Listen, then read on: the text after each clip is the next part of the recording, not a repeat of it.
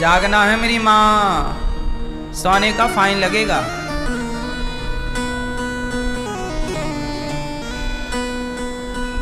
सो गई तो शाम को 1 घंटा कीर्तन करना पड़ेगा, यही फाइन है आपका।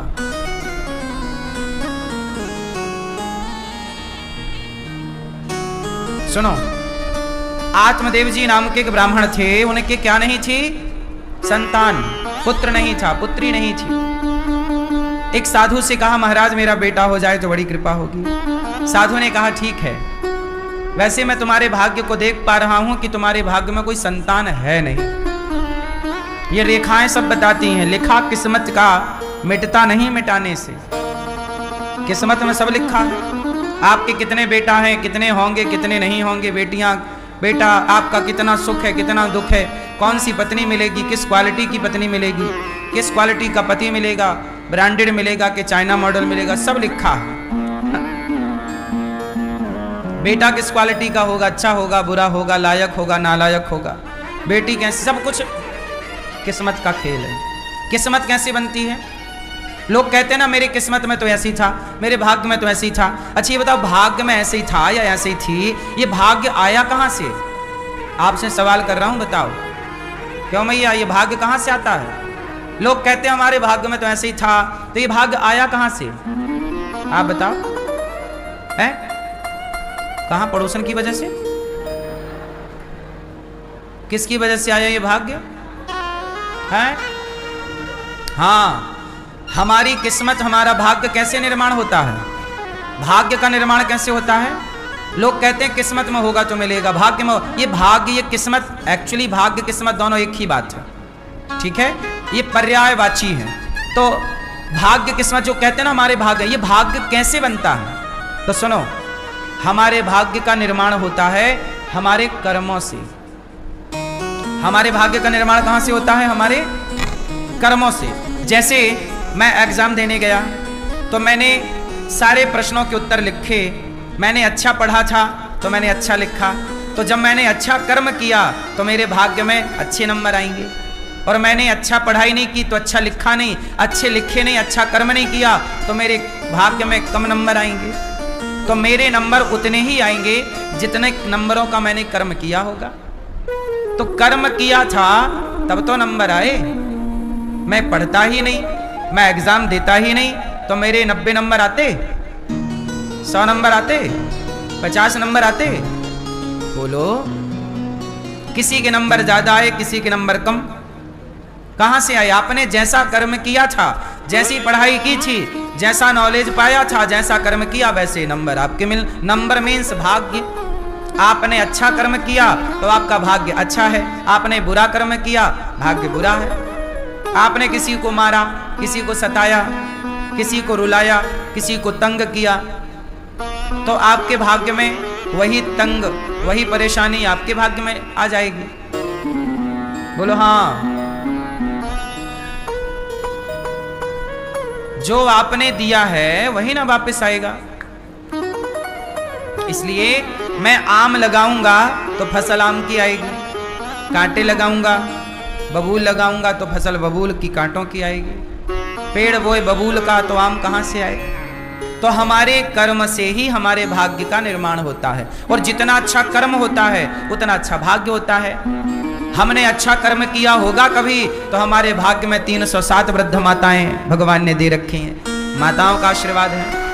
हमने कर्म किया होगा अच्छा कभी, जिसके कारण भगवान ने वृंदावन धाम में बिठा रखा है। अच्छे कर्म ना करते तो कैसे भगवान ये सेवा का अवसर देते?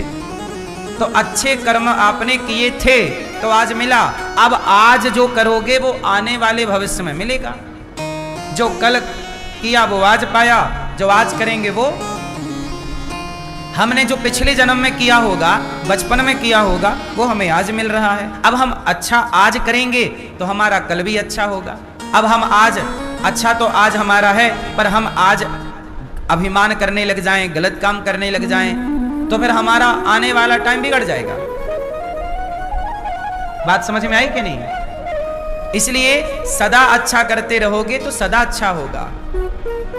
कुछ लोग क्या करते हैं, पैसा पाकर, धन पाकर, पद पाकर के उसका मिसयूज करने लग जाते हैं। पैसा आया तो उनको लगता हमारे बाप की बपौती है, वो पैसे से गलत काम करने लग जाते हैं, शराब पीने लग जाते हैं, स्त्रियों को बुला के नचाने लग जाते हैं, वो पैसा लेकर किसी का मर्डर करवाने लग जाते हैं, पैसे से किसी को परेशान करने लग जाते हैं। इससे क्या होगा, तुम्हारा भाग्य ही डाउन हो रहा है, किसी का कुछ ना बिगड़ेगा।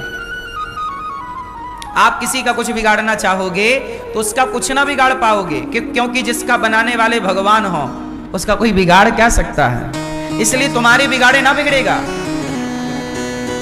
तुम सोचो कि हम किसी का कुछ बिगाड़ दें तो याद रखिएगा तुम्हारे बिगाड़े कुछ ना बिगड़ेगा। बोलो। रावण ने सीता मैया को चुराया। रावण को लगा कि मैं राम का बिगाड़ दूंगा, राम का सुख चैन बिगाड़ दूंगा, छीन लूंगा राम से, राम के होंठों की मुस्कान छीन लूंगा, राम की पत्नी ही चुरा लूंगा। रावण ने सोचा था कि मैं राम की मुस्कान छीन लूंगा, राम का सुख चैन छीन लूंगा। लो भैया, चला था राम का सुख चैन छीनने, खुद का सर्वनाश हो गया। हुआ। दुर्योधन चला था द्रौपदी को निर्वस्त्र करने, आज मैं तुझे सभा में निर्वस्त्र करूंगा, कपड़े उतारूंगा तेरे। चला था दूसरों का बिगाड़ने, पर क्या हुआ, खुद का सर्वनाश हो गया। किसी के बिगाड़े कुछ नहीं बिगड़ता, जब बनाने वाला भगवान हो तो बिगाड़े कौन। और तुम बिगाड़ने चलोगे किसी का तो सर्वनाश करके ही लौटोगे अपना। इसलिए किसी का बिगाड़ने ना चलो। चले थे रावण महाराज बिगाड़ने, क्या हुआ, देर हुई। देर लगती है थोड़ा, God mills grind slow but sure. ईश्वर के घर थोड़ा सी देर है, लेकिन यह मत सोच लेना कि देर ही है, देर है पर अंधेर। इसलिए किसी का कुछ बिगाड़ना मत। आप बिगाड़ तो ना पाओगे किसी का, तुमसे बिगड़ेगा नहीं। हां, तुम्हारे कारण, रावण के कारण राम थोड़े परेशान हुए, क्योंकि वो परेशानी राम के भाग्य में लिखी थी। मेरे भाग्य में थोड़ी परेशानी होगी तो आप थोड़ा मेरा बिगाड़ोगे तो मैं थोड़ा परेशान हो सकता हूं, क्योंकि वो परेशानी ऑलरेडी मुझे भोगनी थी तो तुम्हारे द्वारा मिल गई, लेकिन तुम कर ना पाओगे कुछ। पर तुम किसी की परेशानी का कारण और बन गए। तुम किसी के सुख का कारण तो नहीं बने, पर किसी के दुख का कारण बन गए। और जब आप किसी के दुख का कारण बनते हैं तो फिर आप भी रोने के लिए तैयार रहिएगा। जो बोया है काटना जरूर पड़ता है। बोलो हाँ। तो धुंधकारी एक ब्राह्मण थे, आत्मदेव जी, कहा मुझे बेटा नहीं है। तो संत जी ने समझाया कि पुत्र के लिए मत रो, बेटे के लिए रोने से कोई लाभ तो नहीं है। तो कहा नहीं, हमें तो पुत्र चाहिए चाहिए। संत ने एक फल दे दिया, लो अपनी पत्नी को खिलाना, तुम्हें बेटा होगा। पत्नी को फल दिया, पत्नी ने फल खाया नहीं। पत्नी का नाम क्या था आत्मदेव जी की? धुंधली। क्या नाम था? वो पत्नी ने फल नहीं खाया, गाय को खिला दिया। बोले मैं पागल हूं क्या, फल खा के गर्भवती हो जाऊंगी? अरे गर्भवती स्त्रियों को कितना दर्द होता है बच्चा पैदा करने में, मैं नहीं उठाती इतना दर्द। धुंधली बोली मैं क्या उठाऊं? उसने गैया को खवा दिया। उसको उसकी बहन आई बड़ा पेट लेके, तो पूछा कि तेरा पेट बड़ा क्यों है? बोले बच्चा होने वाला है। अरे अच्छा, बच्चा करने के लिए इतना बड़ा पेट करना पड़ता है? बोले हाँ। तो एक काम करना बहन, ये तेरा जो बच्चा होगा ये मुझे दे देना और मैं तुझे बदले में कुछ पैसे दे दूंगी। तेरे तो 7 बच्चे ऑलरेडी हैं, क्या करेगी इतने बच्चों का? उसकी बहन भी बोली बात तो सही है, इतने सारे बच्चे हैं, एक होगा, तू मेरे को पैसा दे देना बहन, बच्चा दे दूंगी। उसने, धुंधली बड़ी पैसे वाली थी, उसने पैसा बहन को दे दिया और उसका बच्चा ले लिया। अब बच्चा लिया और शोर मचा दिया, मेरे बेटा हो गया, मेरा बेटा हो गया। अब उसके भोले भाले पति आए, स्वीकार कर लिया किसी का बच्चा है। सारे गांव में ढिंडोरा पिटवाया, बच्चा हुआ। धुंधली बोली मेरा नाम धुंधली तो मेरे बच्चे का नाम होगा धुंधकारी। और गैया को खिलाया फल। गैया को क्या खवाया? तो गैया को फल खिलाया, संत का प्रसाद। वो बच्चा होता यदि ये खाती तो गैया ने खाया तो गैया के बच्चा हुआ। उसका कान तो गैया की तरह था, पर गाय का बच्चा मनुष्यों की तरह था, इसलिए नाम रखा गौकर्ण। क्या नाम रखा? गौ माता का कर्ण मतलब कान, कान गौ की तरह है पर है मनुष्य, तो नाम गौकर्ण। और धुंधली का बेटा नाम क्या रखा? धुंधकारी। दोनों को पढ़ने भेजा, पढ़ लिख कर आए, पर दोनों एक ही चक्की काटा खाते, एक ही माँ बाप के पास रहते, पर दोनों के संस्कार में जमीन आसमान का अंतर। गौकर्ण पंडितो ज्ञानी, धुंधकारी महाखला। धुंधकारी बड़ा दुष्ट हुआ और गौकर्ण जी बड़े ज्ञानी हुए। गौकर्ण जी क्या हुए? ज्ञानी। और धुंधकारी क्या बना? बड़ा होके बाप से कहता पैसे दो, माँ से कहता पैसे दो, पैसे ले जाता, जुए खेलाता, शराब पी लेता, स्त्रियों में लुटा देता, गलत काम करने लग गया। एक दिन तो बाप की पीठ में 4 थप्पड़ मारे, एक बुढ़ऊ पैसे निकाल। बहुत सताया बाप को, बाप रो पड़ा, हे विधाता इस बेटे से तो अच्छा बिना बेटे का था मैं। अब सुनो ध्यान से, किसी किसी को बेटा होता है और किसी किसी को बेटा नहीं होता। यदि बेटा नहीं होए तो परेशान ना हुआ करो, क्योंकि कुछ लोग बेटा होने के बाद बहुत परेशान हैं। तो भगवान ने तुम्हें बहुत बड़ी परेशानी से बचा रखा है, क्योंकि तुम्हें बेटा होता तो वो बहुत परेशान करता, इसलिए ईश्वर ने दिया ही नहीं। ईश्वर दें या ना दें, दोनों में ईश्वर की कृपा ही होती है। इसलिए बेटा हो जाए अच्छा है, ना होए तो भगवान की कृपा का अनुभव करो। हर स्थिति में भगवान को भजन करना चाहिए। भगवान से ही हमारा कल्याण होगा, बेटे से हमारा कल्याण ना होगा।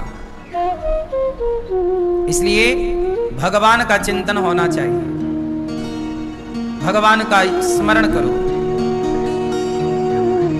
किसी किसी को बेटा नहीं होता, क्यों नहीं होता? इसलिए नहीं होता क्योंकि बेटा आता है माँ बाप का ऋण चुकाने, कर्जा चुकाने। जिसके सिर पे कर्जा था उसके बेटा आ गया, जिसके सिर पे कर्जा था ही नहीं, ईश्वर ने उसे झंझट से दूर रखा। तेरे सिर पे कुछ है ही नहीं, क्या करेगा? तू ऑलरेडी मुक्त है। अब कुछ लोग कहते हैं महाराज जी हमारा बेटा नहीं है, हमारा पिंडदान कौन करेगा, हमारा तर्पण कौन करेगा, हमारा श्राद्ध कौन करेगा? तुम्हें कुछ की जरूरत है ही नहीं। ईश्वर ने तुम्हें नहीं दिया मतलब तुम्हें इन चीजों की जरूरत थी ही नहीं, इसलिए दिया ही नहीं। यदि जरूरत होती तो ये सब देते भगवान, क्योंकि चाबी तो भगवान के हाथ में है। बोलो हाँ, क्या आपके हाथ में है? तुम्हारे हाथ में होती तो सबके ना बच्चे होते, फिर कोई बिना बच्चे का रहते ही नहीं। तो ये चाबी ईश्वर के हाथ में है, कितना देना है, क्या देना है, कैसे देना है। तुम्हारे हाथ में चाबी होती तो किसी का बेटा लंगड़ा क्यों पैदा होता, अपाहिज क्यों पैदा होता? इसका मतलब है तुम्हारे हाथ में कुछ नहीं है। इसलिए बेटा और बेटी ये ईश्वर का प्रसाद है। मिल जाए तो प्रसन्न रहो, ना मिले तो भी प्रसन्न रहो, क्योंकि दोनों ईश्वर के निर्णय से होता है। होना है ये भी ईश्वर का निर्णय है, और नहीं होना ये भी ईश्वर का निर्णय है। हमें ईश्वर की मर्जी में प्रसन्न रहना सीख लेना चाहिए। हम लोग परेशान क्यों होते हैं? क्योंकि हम अपनी मर्जी का चाहते हैं। हे भगवान सबके बेटा है, हमारे संग जिन जिन लड़कियों का ब्याह हुआ था सबके हो गया, बस हमारी गोद खाली है। हे भगवान एक बेटा दे दो, हे भगवान एक बेटा। ठीक है, भगवान करें आपके खूब बेटा हो, खूब बेटियां हो, पर नहीं मिल रहा है मतलब ईश्वर कुछ आपके लिए मंजूर किए बैठे हैं। ईश्वर की इच्छा में प्रसन्न रह लो ना। तुम्हें परेशान कौन कर रहा है? तुम्हारी इच्छाएं। सबको देख के लगता है सबके हुए हमारे भी होना चाहिए, पर जो हम चाहते हैं ना शायद वो भगवान नहीं चाहते। इसलिए जो हम चाहते हैं वो भगवान नहीं चाहते, और जो भगवान चाहते हैं वो हम नहीं चाहते। इसलिए ऐसा करो कि आप कुछ ना चाहो, और जो भगवान चाहते हैं उनकी चाह में अपनी चाह मिला दो। क्या हो जाएगा? प्रसन्नता आ जाएगी। ठीक है। आत्मदेव जी पिटे पुत्र से, मार लगाई पुत्र ने, आत्मदेव जी रो पड़े। तब गौकर्ण जी ने कहा, देहे स्थिमांस रुधिरे भीमतिम त्यजत्वं जाया सुतादिषु सदा ममतां विमुञ्च पश्यानि संजगदिदं क्षणभंगनिष्ठं वैराग्य राग रसिको भव भक्ति निष्ठा। गौकर्ण जी आ गए। गौकर्ण जी कौन है? गैया के पुत्र। देखो, गाय की सेवा करनी चाहिए, गाय सहयोगी है हमारी। कई बार गाय की अचानक मृत्यु हो जाती है, अच्छी खासी मर जाती है गाय, हाँ या ना? क्यों? अरे भाई, गाय यूं ही नहीं मरती। अब तुमने गाय को खूब घर में बढ़िया रखा, खिलाया पिलाया, और गैया सवेरे खाई, पता चला शाम को वो तो मर गई। आपको लगा भैया क्या हो गया, अचानक मर गई। अचानक नहीं मरती। सुनो, यदि आपके घर में गाय होती है ना, तो क्या होता है कि आपके परिवार पर कोई संकट आने वाला होता है, तो वो संकट, चूंकि आपने गौ माता की सेवा की है, तो आपके परिवार पर कोई बड़ा संकट आएगा, तो गैया वो संकट आप पर आने से पहले खुद अपने ऊपर ले जाएगी और खुद वो संकट झेल जाएगी। इसलिए गाय को माता कहते हैं। इसलिए घर में गैया होना जरूरी है। गैया की सेवा करो, गैया की सेवा करोगे, प्रसन्न रखोगे, चुनी चोकर देते रहोगे, चारा भूसा देते रहोगे, तुम्हारे जीवन में पता नहीं कब कौन सा संकट आ जाए। भगवान ना करे कोई संकट आए, पर वो संकट आएगा तो ढाल कौन बनेगा? ढाल दो लोग बनते हैं, या तो आप गौ माता की सेवा कर रहे हैं, या तो आपने कोई पुण्य किया हो। आपने क्या किया हो? पुण्य। किसी की दुआएं लूटी हो, किसी का आपने बनाया हो, किसी की आशीर्वाद दुआएं पाई हो, आपने किसी को भोजन कराया। इसलिए वृद्ध माएं जब यहाँ भोजन करती हैं, रोम रोम से आशीर्वाद निकलता है। यहाँ हजारों संत भोजन करते हैं, गौरी गोपाल में हजारों संतों का आशीर्वाद। क्या है ये दुआएं हैं। या तो गाय आपकी ढाल बनेगी, या तो कोई पुण्य आपका ढाल बनेगा और आपके आड़े आएगा और आपकी रक्षा करेगा। अब आप लोग ना गाय घर में रखते हो, ना कोई बहुत विशेष पुण्य में आपकी रुचि है। जिनकी नहीं है उनके लिए आप लोगों की रुचि है, तो मैं आपको प्रणाम करता हूं। वैसे आप लोगों की रुचि है, इसलिए आप वृंदावन धाम में आए हैं, बिहारी जी ने बुलाया। तो आप सबका तो पुण्य है, भागवत सुन रहे हैं, ये भी एक पुण्य है, ये भी ढाल बनता है। हमारे यजमान परिवार यहाँ पोथी पाठ बैठी है, आज से आप लोगों ने भी भागवत जी सुनी, पाठ कराया। क्या है ये? भागवत जी ही तो ढाल हैं। आपने पुण्य किया, भागवत जी आप करा रहे हैं, इतने यजमान परिवार आए हैं, सबको प्रणाम। भागवत जी के पोथी पाठ यहाँ चल रहे हैं, कुछ यहाँ आए, कुछ टीवी पर ही सुन रहे हैं। अभी 11 जुलाई से 17 जुलाई फिर यहाँ भागवत जी के पोथी पाठ होंगे। आप भी अपने पितरों के लिए, पूर्वजों के लिए करा सकते हैं। जैसे हमारी मैया श्रीमती शिवानी मैया कथा का आयोजन करा रही हैं। क्या है ये ढाल ही है, इनके पुत्रों के लिए, इनके परिवार के लिए, ये सुरक्षा कवच है।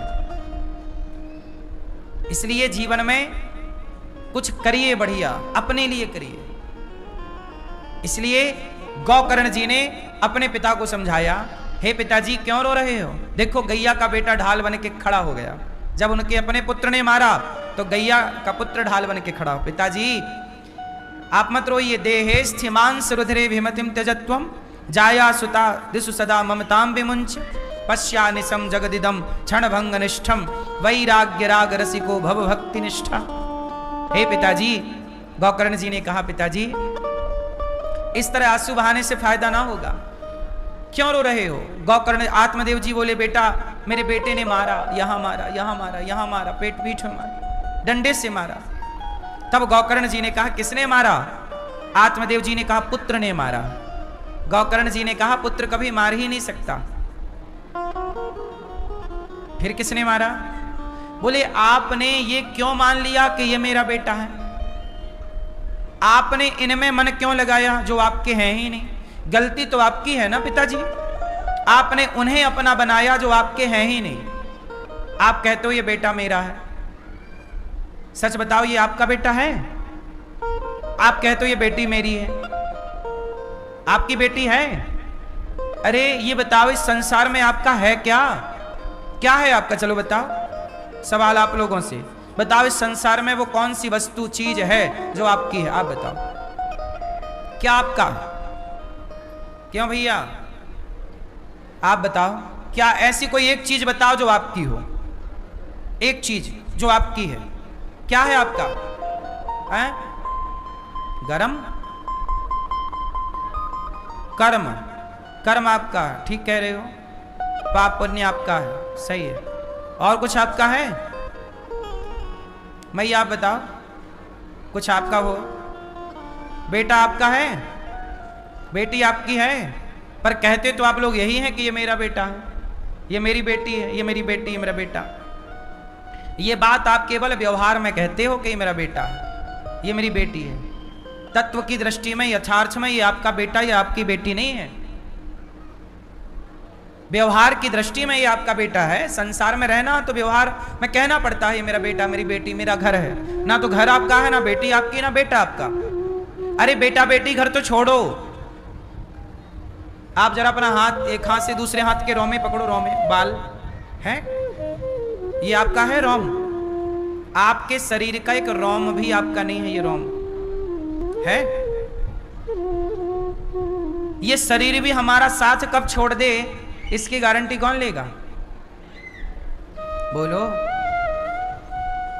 पति साथ छोड़ के चला जाता है, पत्नी साथ छोड़ के चली जाती है, माँ बाप साथ छोड़ के चले जाते हैं।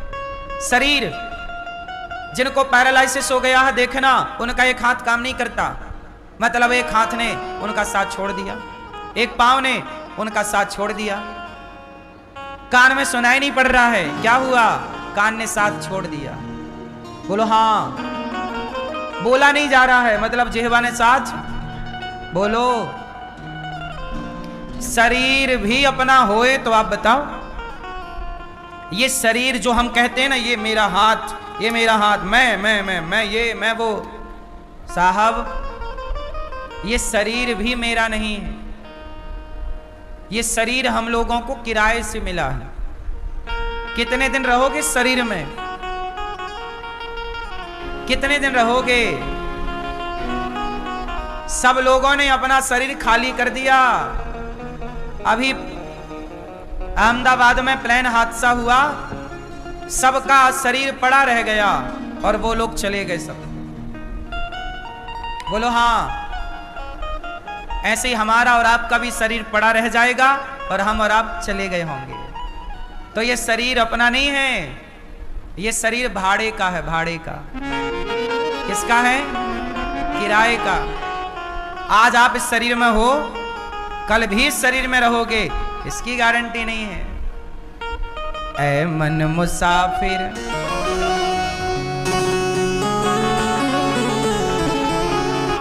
ऐ मन मुसाफिर निकलना पड़ेगा, काया कुटी घर खाली करना पड़ेगा।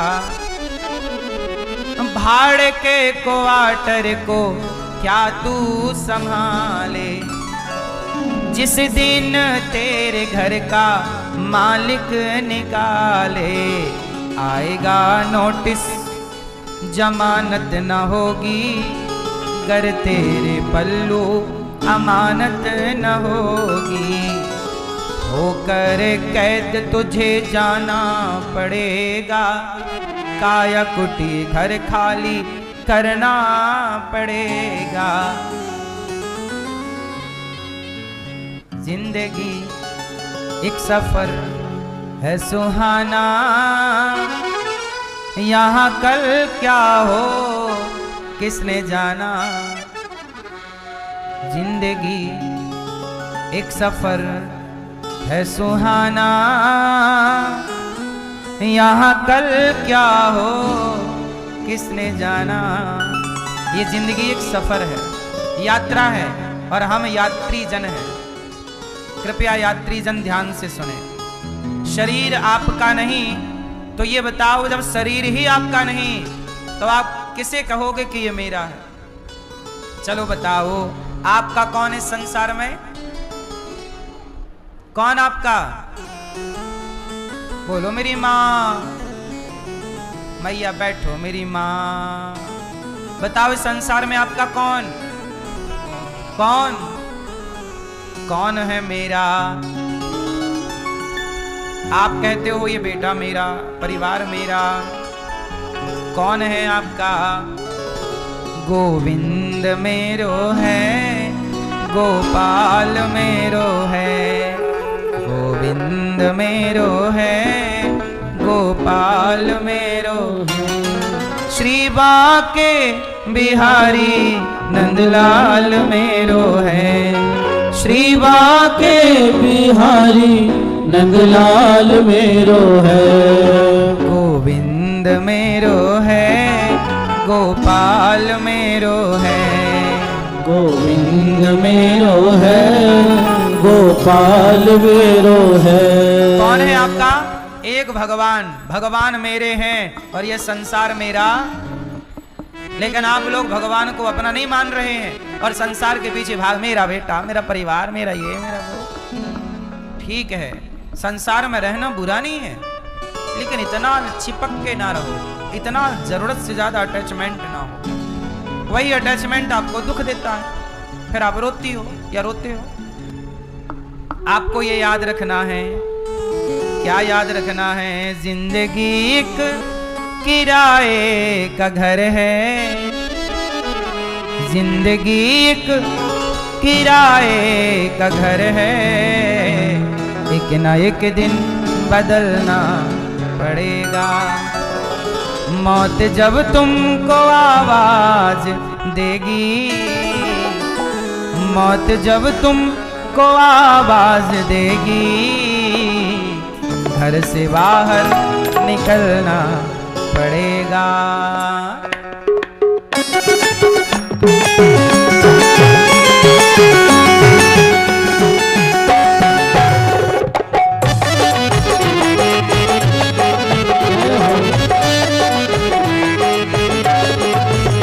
जिंदगी एक किराए का घर है। जिंदगी एक किराए का घर है। एक ना एक दिन बदलना पड़ेगा, पड़ेगा। एक दिन बदलना पड़ेगा। क्या बदलना पड़ेगा? क्या बदलना पड़ेगा? ये किराए का घर बदलना पड़ेगा। आज इस घर में, कल उस घर में। इसलिए किसी भी घर से मोहब्बत ना करना, क्योंकि ये घर किराए के हैं। चाहे वो घर तुम्हारी माँ का हो या पिता का या पति का या संसार का। जिंदगी एक किराए का घर है। जिंदगी एक किराए का घर है। एक ना एक दिन बदलना पड़ेगा, एक दिन बदलना पड़ेगा।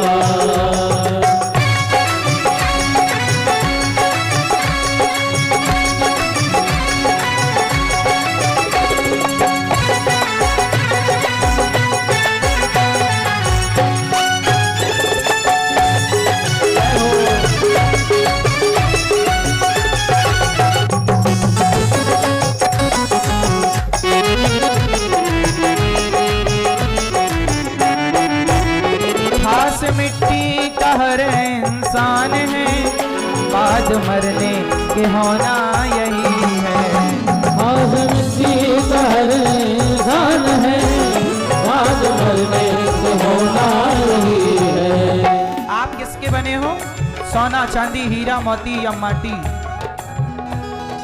आप किसके बने हो? माटी केरा बुदबुदा, माटी केरा बुदबुदा, आसमान उसकी जात। देखत ही छिप जाएगा ज्यों तारा प्रभात।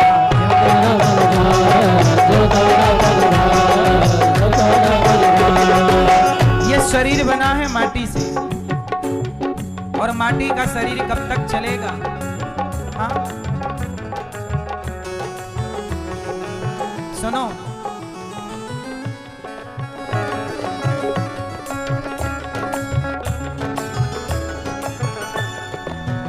ये तन है माटी का ढेला, ये तन है माटी का ढेला, ये तन है माटी का ढेला, ये तन है माटी का ढेला। बूंद पड़े गल जाई भजन करो भाई, ये जीवन 2 दिन का। बूंद पड़े गल जाई भजन करो भाई, ये जीवन 2 दिन का। सुनो, ये तन है है माटी का ढेला। और माटी के ढेला में क्या पानी पड़े तो क्या, बूंद पड़े गल जाई। हाजी बूंद पड़े गल जाई, भजन करो भाई ये जीवन बूंद पड़े गल जाई, भजन करो भाई ये जीवन दो दिन का।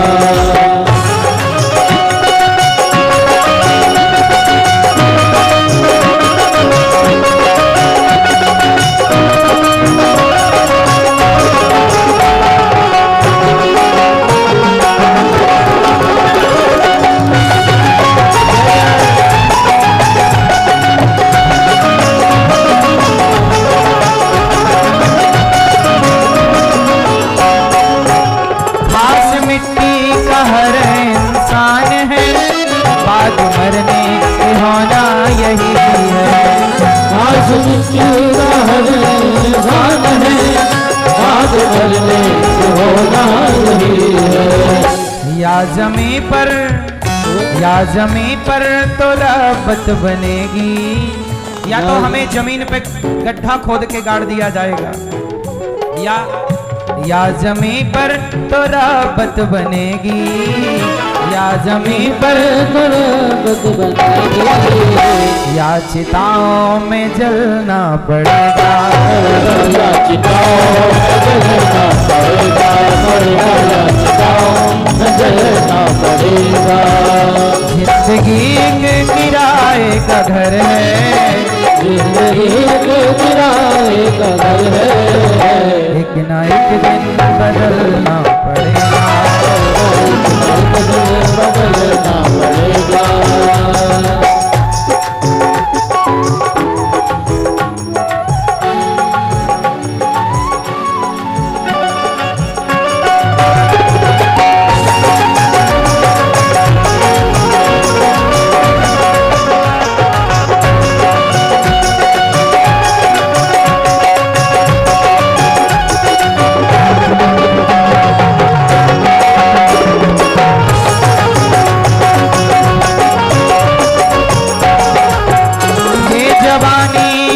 भर का सपना, ढूंढ लो कोई महबूब अपना।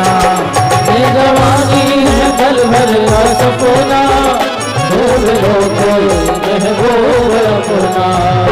ये जवानी अगर ढल गई तो, ये जवानी अगर ढल गई तो, उम्र भर हाथ मलना पड़ेगा, हर हाथ मलना पड़ेगा। जिंदगी एक किराए का घर है, जिंदगी एक किराए का घर है, एक ना एक दिन बदलना पड़ेगा, एक दिन बदलना पड़ेगा, एक दिन बदलना पड़ेगा, एक दिन बदलना पड़ेगा, एक दिन बदलना पड़ेगा, एक दिन बदलना पड़ेगा, एक दिन बदलना पड़ेगा।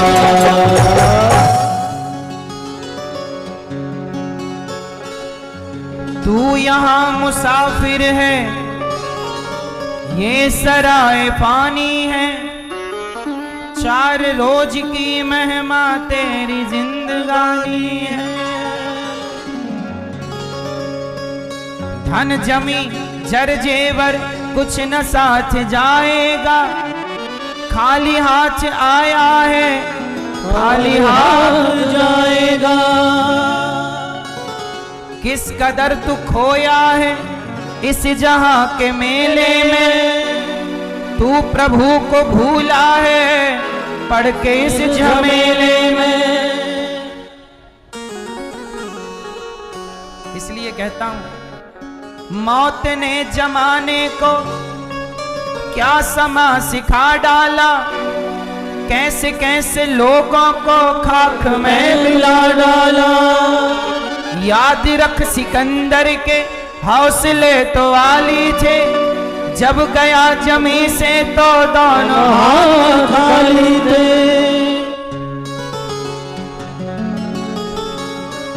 इसलिए कहता हूं ज्यादा अकड़ में, ज्यादा घमंड में ना रहें तो ही अच्छा है। क्यों मेरी माँ? शरीर भी अपना नहीं है तो हम किसका गुमान करें कि हमारे पास ये है और वो है। जो गुमान करते हैं वो भी जलकर राख हो जाते हैं। ये गुमान, ये घमंड, ये है कितने दिनों का? आपकी और हमारी उम्र अधिक से अधिक 100 साल की है। 100 साल की उम्र होने पर ना आप रहोगे ना हम रहेंगे, और 100 साल के बाद रह भी गए तो किसी काम के नहीं रहोगे। क्यों मैया? सही है।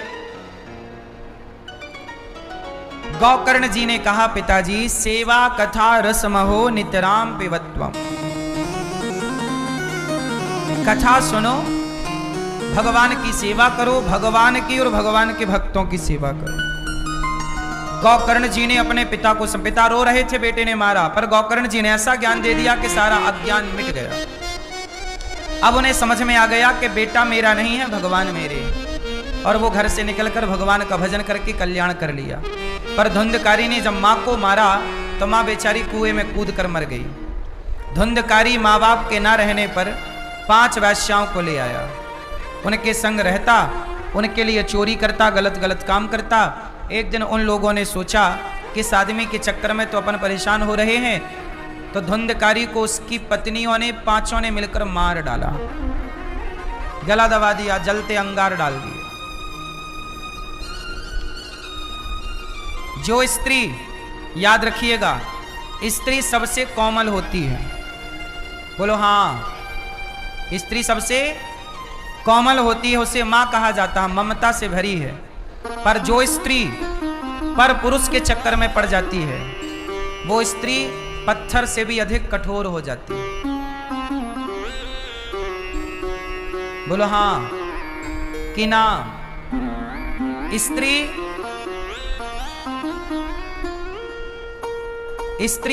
रुई से भी ज्यादा नरम है, पर वही स्त्री कुसंग में पड़ जाए और पराये पुरुष के चक्कर में पड़ जाए तो वह पत्थर से भी कठोर हो जाती है। उदाहरण देखना है तो अभी वो राजा की घटना याद होगी आपको। इंदौर में पति को घुमाने ले गई, पति का मर्डर कर दिया, खुद भी थी उसमें इन्वॉल्व, और सोनम नाम की लड़की, उसने एक पराये पुरुष के चक्कर में ही तो अपने पति को मारा। अब मैं आप लोगों से कहूं कि आपको किसी का मर्डर करना है तो यहां बैठी कोई भी स्त्री किसी का मर्डर कर सकती है? आप में इतनी हिम्मत है कि आप किसी का गर्दन, गला काट दो? बोलो। जिस देश में, जिस संस्कृति में चींटी को मारना भी पाप होता हो, हमसे तो चींटी भी नहीं मरती, हाथ कांपने लगते। क्यों मारे बेवजह चींटी को भैया? क्यों मारे? हाँ या ना? हम चींटी को मारने से डरते हैं, डर लगता है कि ईश्वर पूछेगा, क्यों भाई वो चींटी क्या तेरा खजाना लूट रही थी जो तूने उसे मार डाला? पूछेगा ना सवाल ईश्वर ये हमसे। क्या बिगाड़ा उस चींटी ने हमारा जो हमने उसे मार दिया? लेकिन सोचिए, जिस सनातन धर्म में चींटी को मारना पाप है, वहां आज इंसान इतना निर्दयी हो गया, निष्ठुर हो गया कि पति को मारने में भी जरा नहीं सोचा। ये अब कुछ पुरुष भी पत्नियों को मार देते हैं, तो आपने इंसान को, पत्नी को मारने में तनिक नहीं सोचा। क्यों इतने क्रूर हो गए? क्यों इतने निर्दयी हो गए? क्योंकि पराये पुरुष से चक्कर था। चमड़ी की भूख मिटानी थी। हाँ या ना? इस चक्कर में आपने मार दिया। इसका मतलब यह हुआ कि धुंधकारी की पत्नियों ने भी धुंधकारी को मार दिया, क्योंकि वो धुंधकारी के पास पैसे के लोभ में आई थी। वो ना जाने कितने पुरुषों के पास रह चुकी। वो स्त्रियां बहुत खतरनाक होती हैं। वो स्त्रियां कुछ स्त्रियां बहुत खतरनाक हैं, जिनका पर पुरुष से संपर्क है, पराये पुरुष से टच में है। ऐसी स्त्रियां कुछ भी कर सकती हैं। हाँ या ना? वो अपने पति को मरवा दें। केवल पति ही नहीं मेरी माँ, कुछ केस तो आपने सुने ही नहीं। कुछ स्त्रियां ऐसी भी हैं जो पराये पुरुष के चक्कर में, उनका बेटा था तो बेटा है अब कहां लेके जाए, तो बेटे को ही रास्ते से हटा दिया। क्या किसके लिए हो रहा है ये सब? पर पुरुष के लिए और पर नारी के लिए। क्या मिलेगा पर पुरुष से, क्या मिलेगा पर नारी से? चमड़ी की भूख मिटेगी। किसकी भूख मिटनी है? भूख दो तरह की होती है। एक भूख होती है पेट की, जो दाल चावल रोटी सब्जी से बुझ जाती है, भूख मिट जाती है। एक भूख होती है पेट की, जो दाल रोटी से मिटती है। पर एक भूख होती है चमड़ी की, जो बहुत खतरनाक है। इसी चमड़ी की भूख ने रावण का सर्वनाश करा दिया। इसी चमड़ी की भूख ने दुर्योधन का सर्वनाश करा दिया। इसी चमड़ी की भूख ने इस महिला ने अपने पति को मरवा दिया और अब जेल में बैठी है। इसके पहले एक और केस था, पराये पुरुष के चक्कर में अपने पति को मार के ड्रम में पैक कर दिया, सीमेंट से जमा दिया।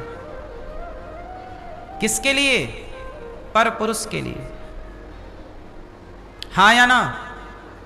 इसलिए चाहे पर नारी हो चाहे पर पुरुष हो, दोनों ही खतरनाक। बचिए इन पापों से।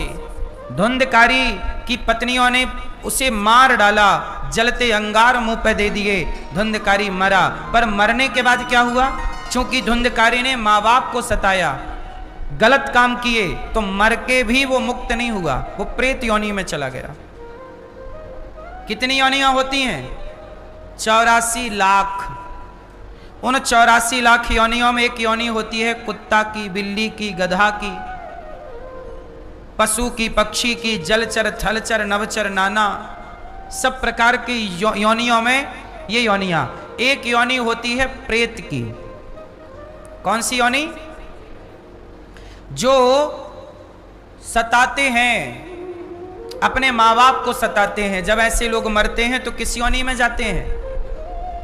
प्रेत। और स्त्रियां जब सताती हैं किसी नारी को, सास को, पति को, गलत काम करती हैं, तो स्त्रियां जब किसी बूढ़े को सताती हैं, पति और पिता या पिता तुल्य ससुर सास को सताती हैं, तो क्या बनती हैं? पुरुष बनता है भूत, माँ बाप को सताने से। और स्त्रियां सास ससुर को सताएं और पति को सताएं तो क्या बनती हैं? क्या? चुड़ैल। क्या बनती हो मैया? तो चुड़ैल। तो आप लोग सेवा करना अपने सास ससुर की और पति की, वरना चुड़ैल बनने को तैयार रहना।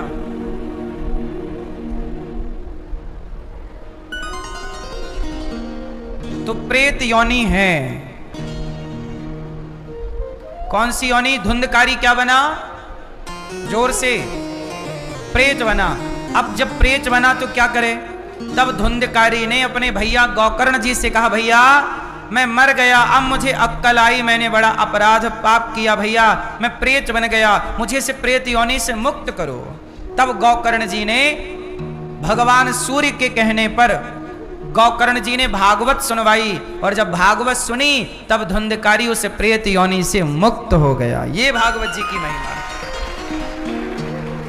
अब सोचिए, धुंधकारी जैसे पापी भी भागवत सुने तो वह प्रेत की योनि से मुक्त हो जाते हैं। और आप लोग, इसलिए कहता हूं कि जीते जी भागवत सुन लो और अपने माता पिता के नाम से भागवत जी सुन लो, क्योंकि कोई जाने अनजाने में कभी प्रेत योनि में चला भी जाए तो उस व्यक्ति की सदगति के लिए भागवत जी ही उसे मुक्त कर सकती हैं। इसलिए जीवन में भागवत जी के पोथी पाठ कर लेना चाहिए, सुन लेना चाहिए, भागवत सुन लेना चाहिए, अच्छे काम कर लेना चाहिए। धुंधकारी ने भागवत सुनी, मुक्त हो गया।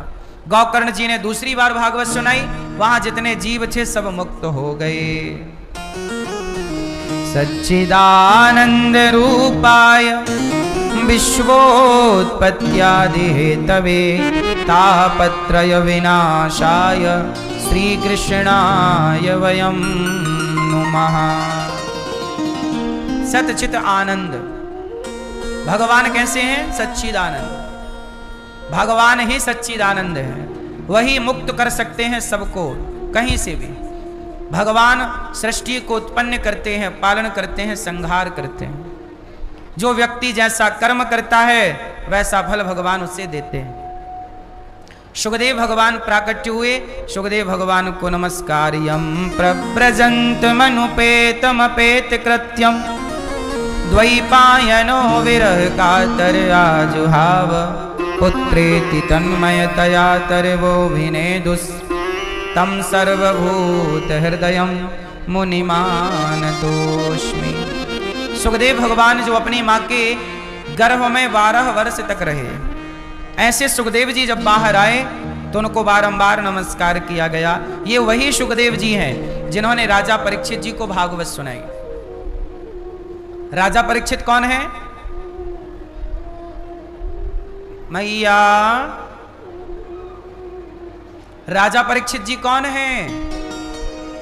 सुनो, राजा परीक्षित हैं अभिमन्यु के पुत्र। किसके पुत्र? किसके पुत्र? अभिमन्यु के पिता कौन? अर्जुन। अर्जुन का बेटा, अर्जुन के पुत्र हैं अभिमन्यु। अभिमन्यु की मां का नाम क्या है? नहीं पता? जगन्नाथ जी के बीच में कौन बैठा है? जगन्नाथ जी के बगल में कौन बैठा है? भगवान श्री कृष्ण की बहन का नाम क्या है? माता सुभद्रा। सुभद्रा के पुत्र हैं अभिमन्यु, भगवान कृष्ण के सगे भांजे। अभिमन्यु महाभारत में चक्रव्यूह में मारे गए थे। गुरु द्रोणाचार्य ने चक्रव्यूह बनाया, उसमें फंसकर मर गए। अभिमन्यु की पत्नी गर्भवती थी। अभिमन्यु की पत्नी का नाम था उत्तरा। उत्तरा गर्भवती थी। अभिमन्यु तो मारे गए, पर उत्तरा के गर्भ को नष्ट करने के लिए अश्वत्थामा ने ब्रह्मास्त्र चलाया। तब भगवान ने उत्तरा के गर्भ की रक्षा की और उत्तरा के गर्भ से जो बालक हुआ वही बने परीक्षित।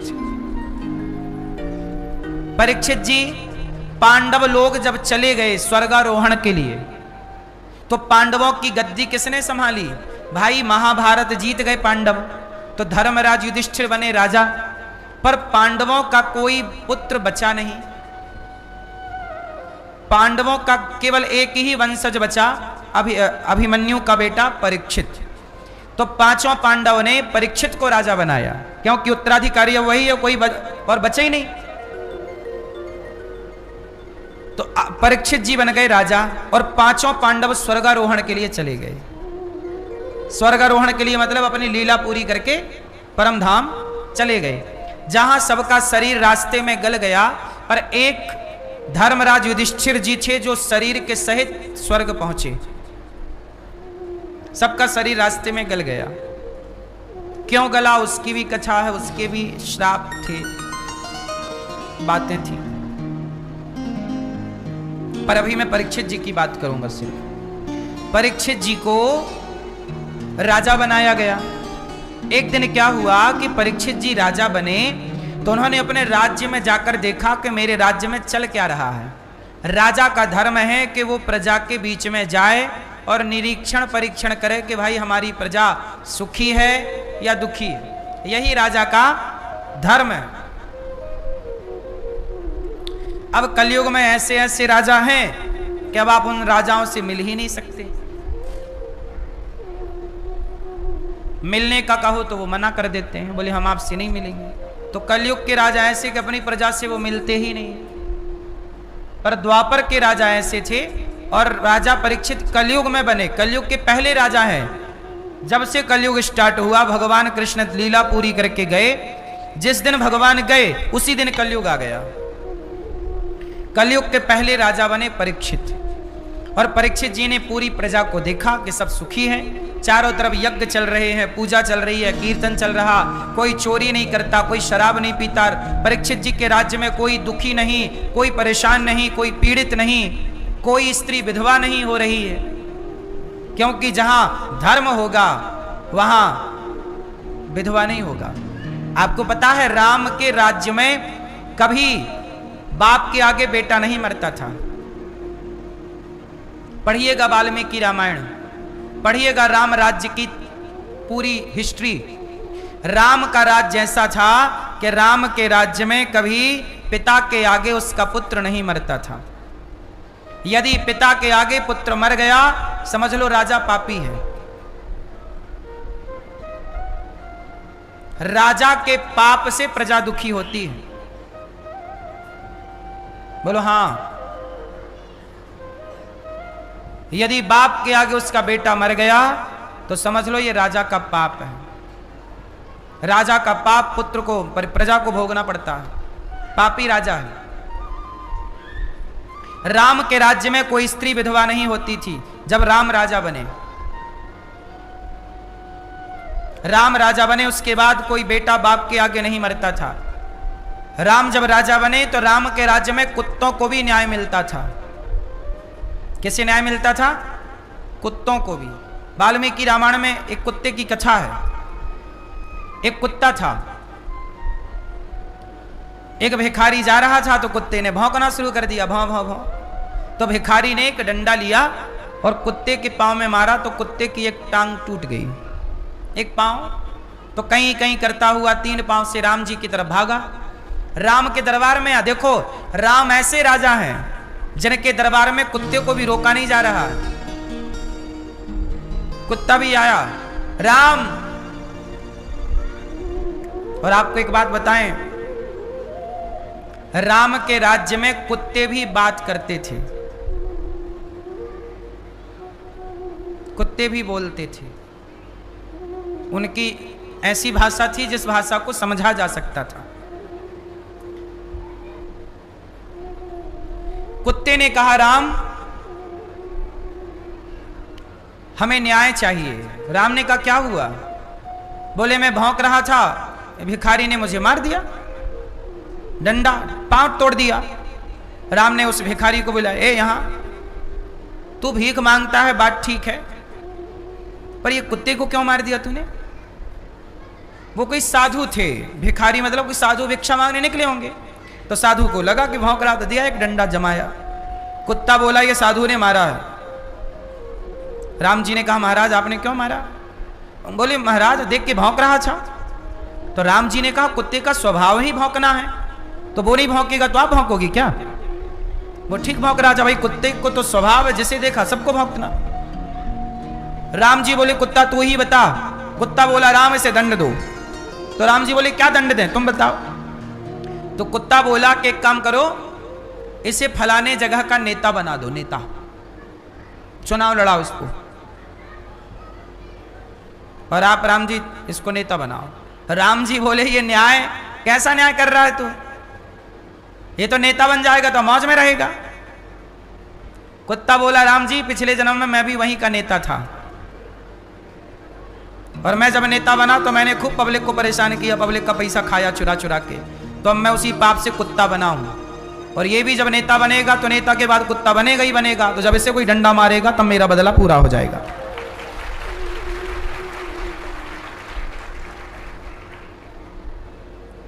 तो राम ने कहा तथास्तु, ऐसी हो। उसे नेता बना दिया। मुखिया जाओ भोगो। राम के राज्य में सबको न्याय मिलता है, इसलिए न्याय करने वाले राजा हैं राम। राम के राज्य में उन्हें भी न्याय मिलता है जो राम पर लांछन लगाते हैं। राम की पत्नी पर लांछन किसने लगाया? एक धोबी भाई साहब ने कह दिया कि ये तो रावण के पास रहकर आई हैं, पता नहीं शुद्ध हैं कि अशुद्ध हैं, पवित्र हैं कि अपवित्र हैं, सही है कि गलत है, कौन जानता। राम का राज ऐसा है कि उस धोबी ने जो सीता मां पर लांछन लगाया